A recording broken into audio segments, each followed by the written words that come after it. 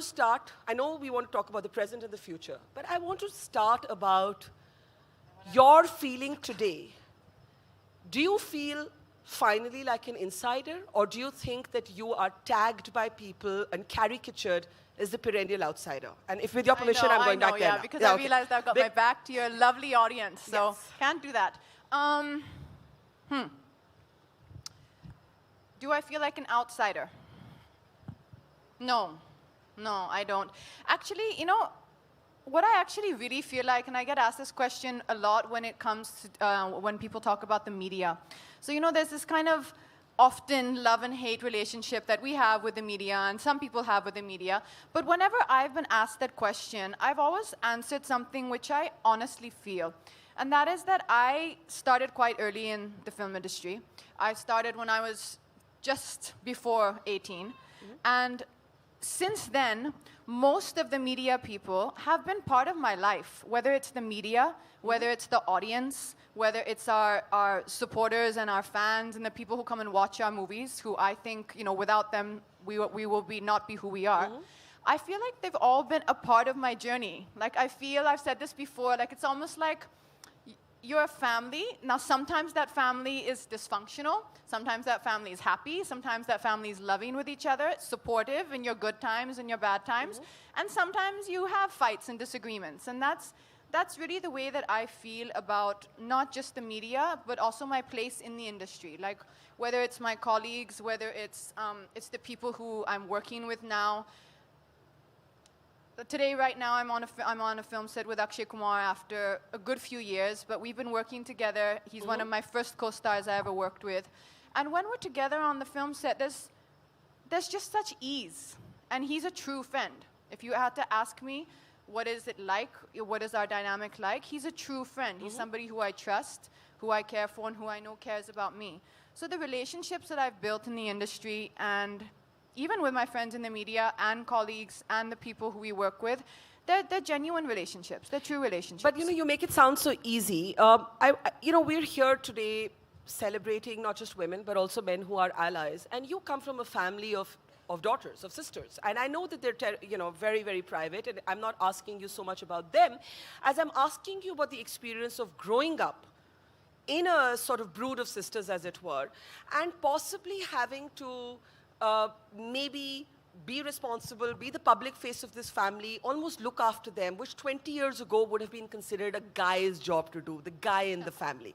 Talk a little bit about having to look after your family, if that's the role you had to adopt pretty early on in your life. You know, for me, I think till date, the thing that gives me the thing I can say that gives me the most happiness and the most pride and the greatest sense of fulfillment is the fact that by the grace of God, I have been able to look after my family. And I have been able to keep my family together. But how young were you when you had to start doing that? Well, I think it was never a spoken thing. It was just something which I think it was the way things kind of worked out. We are super tight together. I have 6 sisters, and then there's me, so there's 7 girls.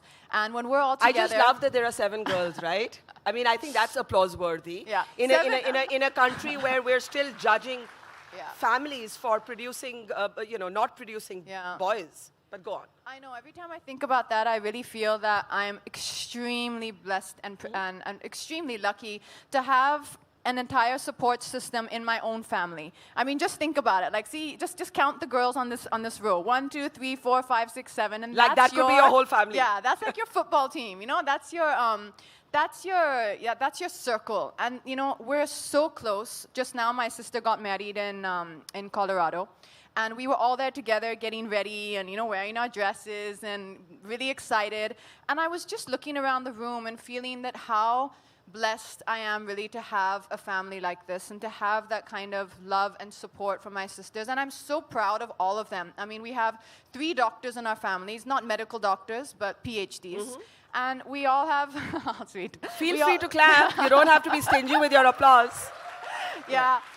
So whenever there's a kind of, you know, that unspoken thing that, yes, you've done well, you know, Katrina, but we have PhDs. I always have this thing, you know, some actors, they get these honorary PhDs from the universities. Like, I think Shah Rukh got recently from somewhere.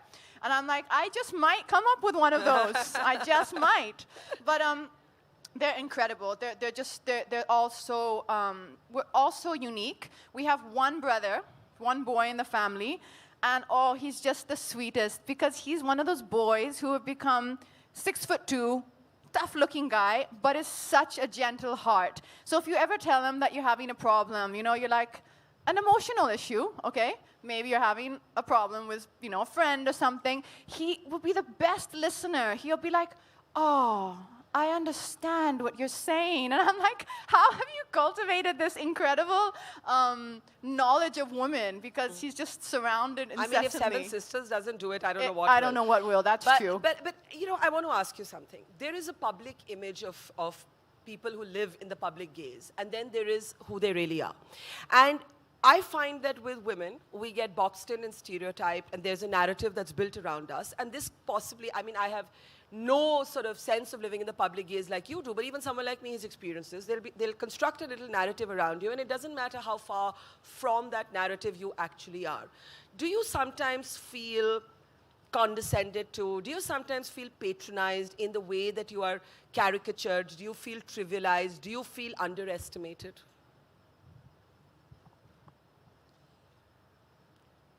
Sometimes, but honestly, the times that I feel that is really less. And I'll tell you why. I hope I can explain this clearly. But I feel that if we are looking over our shoulder and around us at what people are saying about us and taking that to heart and letting that weigh us down, we are diverting our energy and our attention from where it should be, which is creating and doing what we want to do.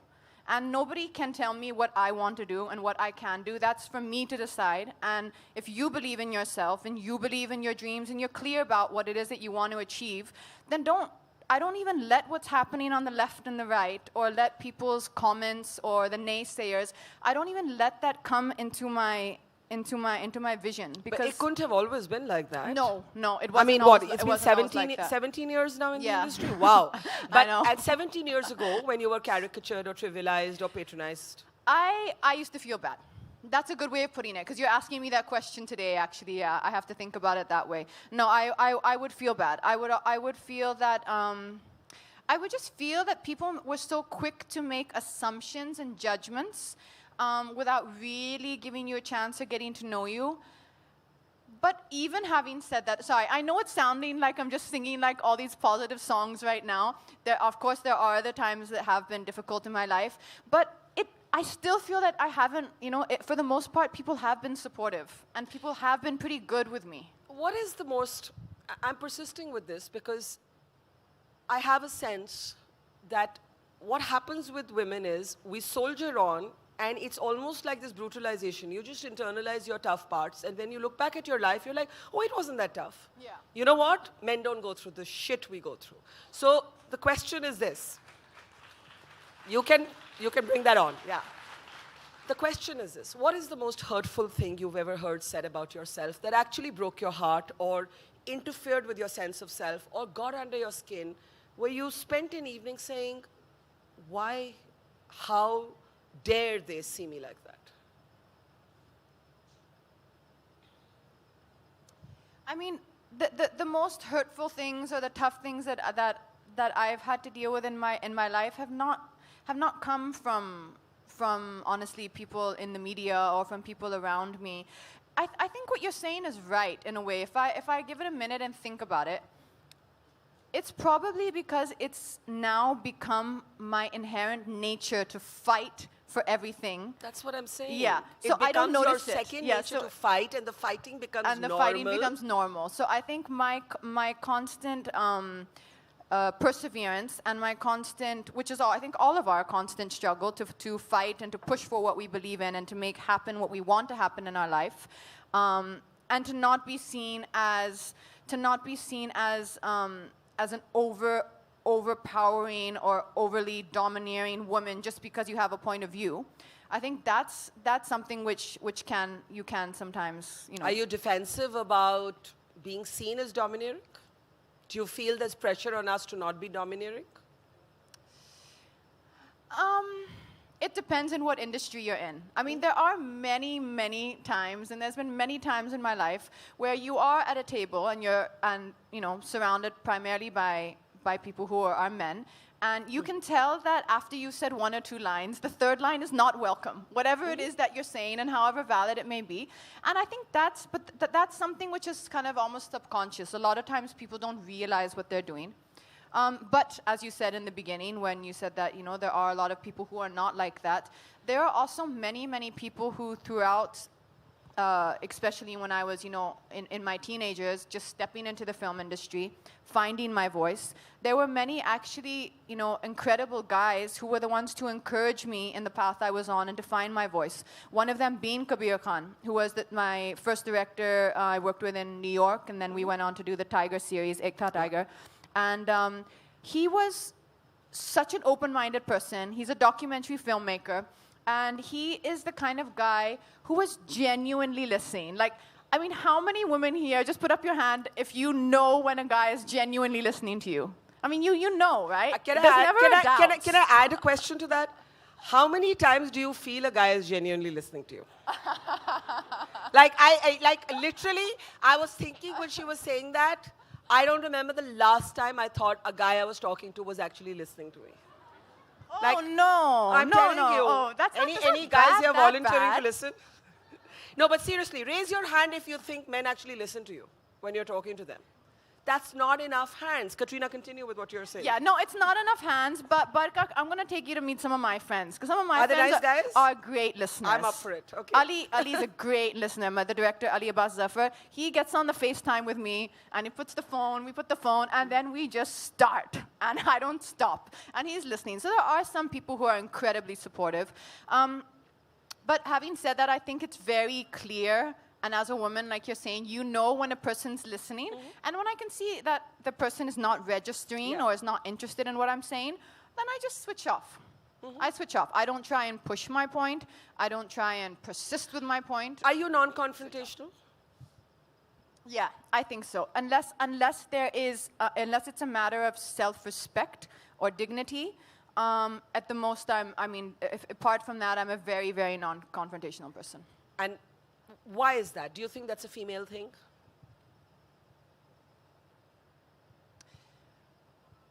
I think it's more a Cancerian thing. Cancerians are actually like kind of very gentle in the inside, and they have this hard exterior, but actually, I think they just like to kind of be safe, And hide behind and a veneer. hide behind, yeah. So we're trying to bring that veneer down today in this conversation. I have to ask you one more question on, because you make it sound so easy, and I know it's never easy for any woman in any profession. Does it offend you to sometimes always be contextualized with men that you have either been with or people think you've been with? And in some ways, I find that those personal questions are never directed at men in the way that they're directed at women. Women are often coupled with men, real or imagined, in a way that men just never are with women. And I'm just wondering whether that's got to a point where it's offensive, where you may laugh it off when you're asked, but aren't you fed up of it? Well, I mean, that's the only one thing. I think I have said this myself on stage multiple times, that don't ask a question on stage to a woman that you're not going to ask to a man. Absolutely. And if there's a man sitting with me on stage, as there most oftentimes is in our film promotions, if you're asking me that question, make sure that you would ask that to the person sitting next to me. So give me an example of some questions that still only women are asked that the man sitting next to you is not asked. We're asked a lot about pay disparity, and I think that's because it's so evident that it's there. I know there's a big debate about it, and the debate is that where a lot of the men say that, okay, but the opening figures that are guaranteed with a male star are slightly more historically proven, thus this is why there's a fee difference. My kind of thought on that, or my argument to that, is something which I discuss quite a lot with my producers who I'm close with, who I've done a lot of work with, which is that give the female-dominated films, or female protagonist films, with maybe one or two female leads, give them the same budget and mounting that you're giving to the male stars, or the combination of a male and a female star. Give that to a female film and see what happens with that film. Because I really believe that if you take a film with two female leads, who are, and a great story with a great director, and you give it that budget and that mounting and that scale, I believe it has the potential to do those numbers. We just need to see that confidence come from the producers more to take that risk and put that investment into the film. So it's about the opportunity, it's about the platform. It is about that platform. If you're gonna, let's say Tiger, okay? Yeah. So, or let's say War, big, huge action films, huge budgets. If we mount a different film. It could be a comedy film. It could be like a really fun summer blockbuster film. If we give that film the same mounting, the audience will feel that this is an event film. If most of our female protagonists films, female-driven films, are small ideas and smaller in content and smaller in nature, how can the opening compare to the Dhoom 3s of the world? So that marquee platform is never given to women, or rarely given to women. It's rarely given. I would say rarely to never given.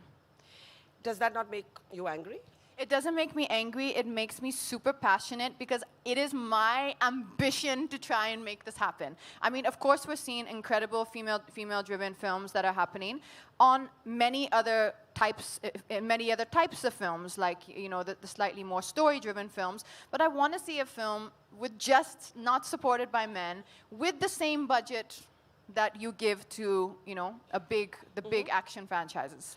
So tell me this, how different is it to be a woman in today's industry compared to when you entered? Has anything changed? What has substantively changed, if it has?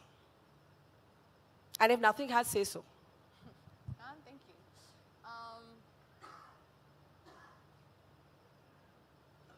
The fact that you're taking so long to answer tells me the answer. No, there are changes. I think the awareness is coming. That's Okay. what I would say. Awareness is coming of the intent to change and the intent for a greater sense of equality in the workspace and for women, and a greater sense of protection in the workspace for women. The desire and the intent for change has come in now. I don't think we've seen the full action of it yet. We've not seen the full actionability of the change, but we've seen the intent. I think that's the greatest change that I would say. So one of the conversations we've been having on stage all morning is, where is that balance between the hypersexualization that women are under pressure on the one hand, and the complete repression of sexuality on the other? And Karan Johar was on stage in the morning, and he said that he used to be a big item number proponent, and now he looks back at those films and he thinks he made a mistake. So I'm just wondering, as a contemporary, modern young woman, are there certain roles that you used to take on that today you will think 100 times about? Would you say, this is beneath me, this is sexist, this is misogynistic, this is objectifying women, I'm not comfortable with it anymore, as you evolve? Of course I would, but then that's because the person that I am today is different than the person I was when I was 18 or 19. There are things that I wouldn't accept in my own life. There are things I wouldn't accept in my relationships. We all grow and mature and evolve as women. So obviously, who chooses the roles that I'm doing? Me. The person I am, my personality, my belief system, that's who chooses the roles I'm doing, right? So if the person I am then and the person I am today is different, of course my barometer will be different. You're not going to be the same in your 30s as you are when you're 19. So I want to know how you've changed. You don't know yourself, right? I want to know what's changed in you. What's changed? Okay. So I think probably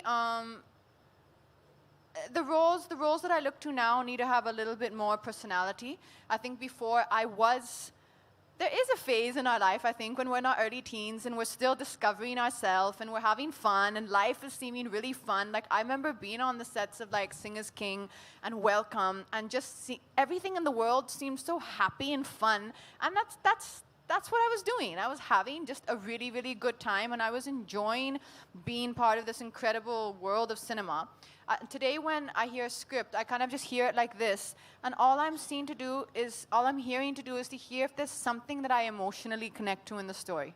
I wouldn't have done that before, because I think my emotional intelligence was not fully developed. Now, when I hear something, I look for something I could connect to, like in Bharat, the film which I did last. I felt that I could connect to the emotions that she was feeling. Being alone, working in this kind of very male-dominated environment, the kind of way she had to kind of show, demonstrate, or enforce her authority at the workplace without being overbearing. So there were so many different things that I could just find, that I could see myself being able to mentally connect with this character. In Zero, I felt that that was, again, a very interesting portrayal, written, a very interestingly written character that had a lot of layers to it. And I think that's where I'm finding my enjoyment in my work now, is just making sure that I connect on an emotional level.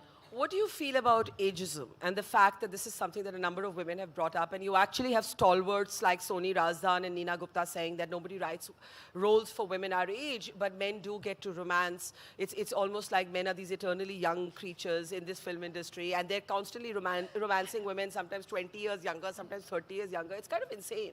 Like, does that get to you? Do women feel a kind of pressure that I've got fewer years in this industry than the men? And that's, to me, the worst kind of ageism. Well, just be careful what you fear for, because what you fear usually becomes your reality. So for me, I see it a little differently. I like to be very clear in my head that what I want to achieve, and not get burdened down by the typical stereotypes, and not get burdened by the thoughts that other people might be thinking or might be saying about me in any area of my life. If I have a clear vision in my head what I want to achieve in my work, in the workspace, in cinema, right now, then that's all I'm focusing on. I'm not focusing on what other people are saying. If you're talking about also, you mentioned something about the writing for women. I do feel one thing which I think is a very glaring comparison that we have, which when you see that, it does raise a concern or raise a question, and that is that when you look to American cinema, or to what's happening in the West, in English films, you do see incredible writing for women, and it is there on a larger scale. Like when you see the kind of films which Charlize Theron is doing, which Nicole Kidman doing, who are actresses who've been around for a very long time, they're doing their best work now. That they're doing their they can best also come on films now. screen and not necessarily wear makeup and look their age, and there are roles for that. Because they're being supported by great writing and great storytelling, and that's what it's there. Whether you see Big Little Lies, or there's so many incredible shows right now that are happening that are written for women with these characters in mind and created that way. That we are very, very far behind. We are far behind. In our writing for women, like even when we were discussing this film, I'm saying, I've been looking for a script. I've been discussing it with people every time someone comes to me with this film, which is, maybe a guy and a girl. I'm like, hey, listen, what about doing a story like this? Or have you heard a story like this, which is more, with women, in a big, fun commercial space? And it's not there. It's just not there yet. And that's why there is this absence of equality in even what seems to be a friendly, benign industry. I do have to ask you, we'll open up the floor for questions for a couple of minutes. You're turning entrepreneur. You have a new makeup line out. How difficult has it been to transition to being your own businesswoman? It was an incredible journey in the last 2.5 years, but it was also an interesting one. But it also was there was a lot of work that went behind it. Most people don't know, but it's been about 2 years that I've been working on this makeup line, K-Beauty, with the most incredible partners, Nykaa. So Falguni Nair and Veena, who are the CEOs of Nykaa, I mean, these are the kind of women also that you want to be meeting and you want to be speaking to, because they are really so innovative and they are so supportive of each other and of other women.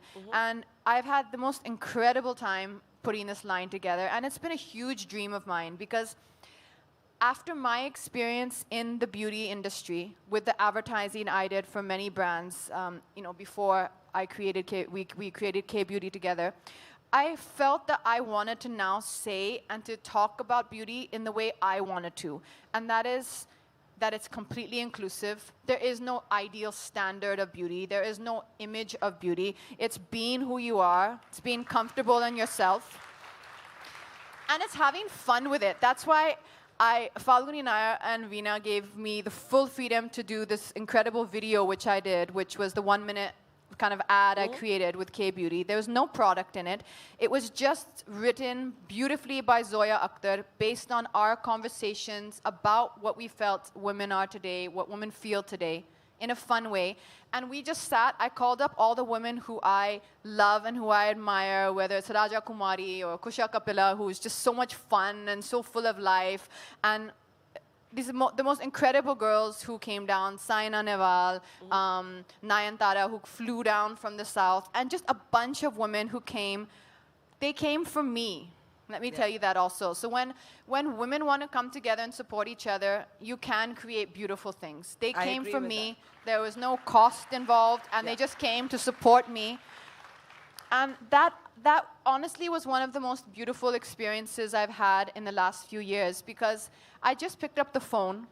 I didn't have a manager call, and every single woman who I called, or girl who I called, was so supportive, I can't tell you. They were so sweet. They were like, that's incredible. We love that you're doing this, and yes, we'll be there for you. It was just fantastic. like that. Okay, we have time for a few questions. First, show me where the mic is.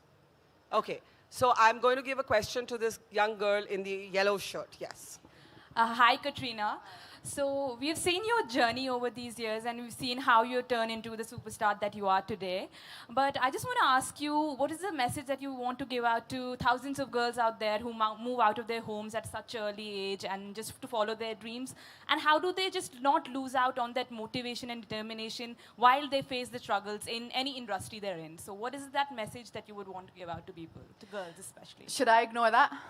Yeah, ignore that. I'm not talking about your question. I'm talking That's about, for me. there's a sign on the board saying time's up. It never.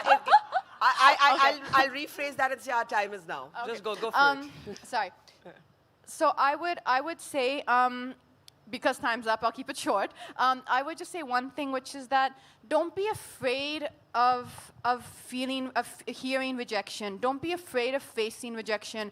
Don't be afraid when you feel lonely. Don't be afraid when you feel scared.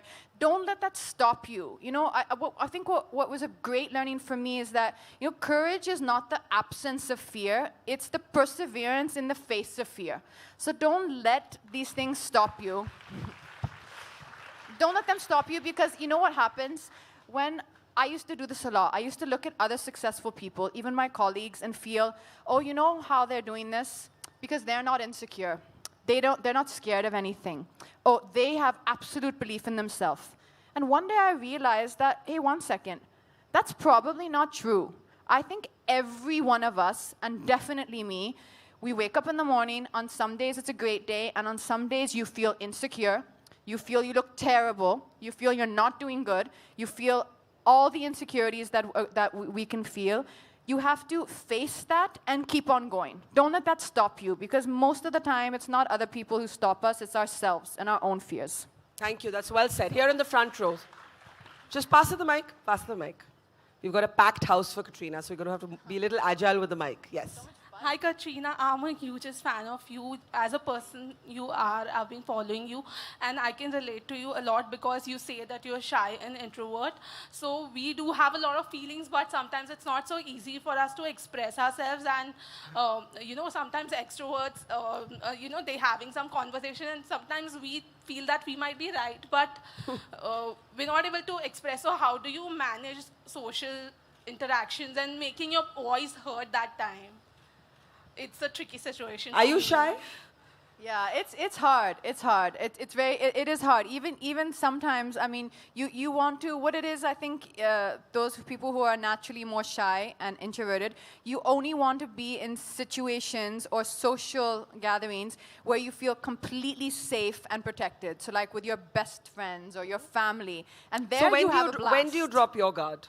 I mean, it's with your closest inner friend circle and with your family. Like the most truliest you can be yourself is always with your family, and maybe those 5, 6 friends, you know, who are like you all climb onto the bed and, you know, have girls talk, whether it's boys or girls, and that's your circle.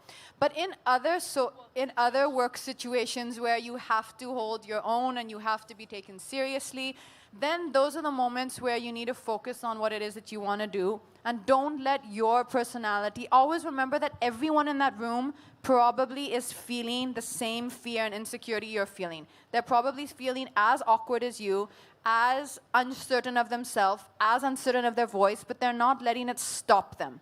So if you're in that situation, don't let it stop you. Feel it. It's okay. We feel awkward. I feel awkward. There's a lot of people in this room. But just face it and keep going. Just don't let that stop you. Keep going. Say what you need to feel. And just remember that almost everyone feels insecure and uncertain of themselves. Okay, I'm going to take another question somewhere maybe in the middle. I want to give younger people a chance here. So, okay, stand there. Let's get a question from a guy. I'm so glad Eighth you're row. making these decisions. I know. hang on. Yeah, go for it. I really can't believe I'm talking to Katrina. Okay, if you have to speak into the Hi. mic. And I love when men lose their coherence in front of Yeah. women. I absolutely love it. Okay. I'm That's really, how it should be at all times. Go ahead with your question. I mean, I really can't believe I'm talking to you. I mean, honestly. I mean, I really forgot. Okay, hello. Do you have a question or not? Yes, I. So go for it then, jaldi se. When are you getting married? Okay. Bullshit question. okay. No, no, nope. You have to sit down because you wouldn't have asked a guy that. Okay. No, I'm already No, married. you have to sit down. Okay. You've That's it. incurred the wrath of Barkha. That's it. No, Uh-oh. you have annoyed me now because it is useless to spend a day here and at the end of it, the only thing you can think of asking women is who's the bloody guy in your life? Not interested. Let's move on to the next one. Okay, anyone else? Anyone else? Ma'am. Is there a guy who can prove that he can ask a more meaningful question? A more meaningful question. Yeah, he's feeling A confident. more meaningful question. There. Okay. Okay, take the mic. And if you ask a question about men, I will make you sit down. Okay.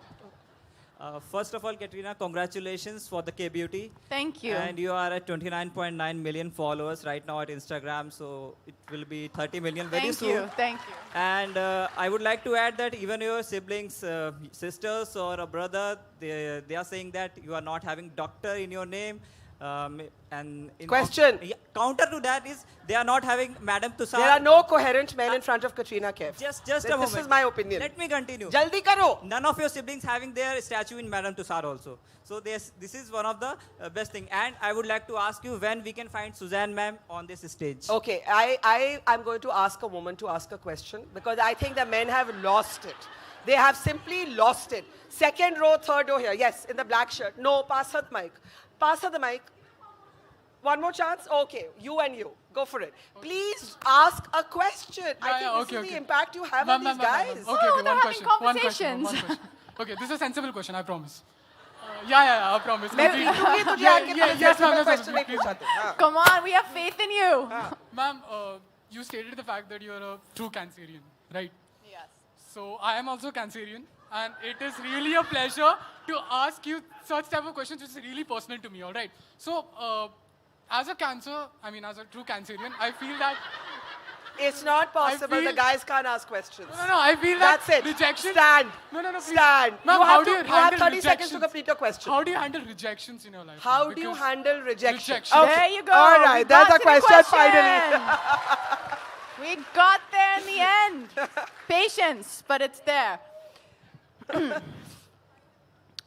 To know that you're never alone in it. You're never alone in it. Things in life always seem so overwhelming and daunting when you feel it's only me and it's only happening to me. And it's not. It happens to everyone. And we're all going to face rejection at some point in our life. And there's always going to be something better. I promise you. Okay. Last question to the young lady here. Ma'am, you. Yes. Yes. Here, yeah. So I wanted to know you to tell more about entrepreneurship. I've seen your video on K-Beauty, and you're really inspiring. And even I'm doing a job right now, and I wish to be an entrepreneur in future. Okay, hold the mic closer and ask your Yeah. question. Yeah. So can you tell us more About about entrepreneurship. Okay, last question. Hard work, and perseverance. I promise you.